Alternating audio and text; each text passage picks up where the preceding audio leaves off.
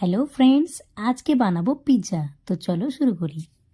প্রথমে আমি এক বাটি ময়দা নিয়ে নিয়েছি, আর তাতে দই, বেকিং সোডা, বেকিং পাউডার ও লবণ দিয়ে একটু নেড়ে ছেড়ে রেখে দেবো 5 মিনিট।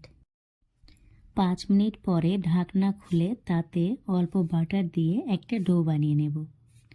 এরপর পিৎজা রুটিটা একটু মোটা করে বেলে প্লেটে তেল লাগিয়ে তাতে পিৎজা রুটিটা দিয়ে কাঁটা চামচ দিয়ে ফুটো ফুটো করে নেব। পিৎজা সস ও টমেটো সস লাগিয়ে নেব। এবার এতে একে একে পেঁয়াজ, ক্যাপসিকাম, টমেটো ও চিকেন সুন্দরভাবে সাজিয়ে নেব। চিকেনটাকে আমি আগে থেকেই ভালোভাবে ভেজে রেখেছিলাম। এরপর অরিগ্যানো ও চিলি ফ্লেক্স ও মোজারেলা চিজ দিয়ে দেব। এবার এটাকে আমি কড়াইয়ে বেক করে নেব 10 থেকে 15 মিনিট। বেক করা হয়ে গেলে অরিগ্যানো ও চিলি ফ্লেক্স দিলেই রেডি পিৎজা। এইরকম নতুন নতুন ভিডিও পেতে আমার চ্যানেলটি সাবস্ক্রাইব করবেন।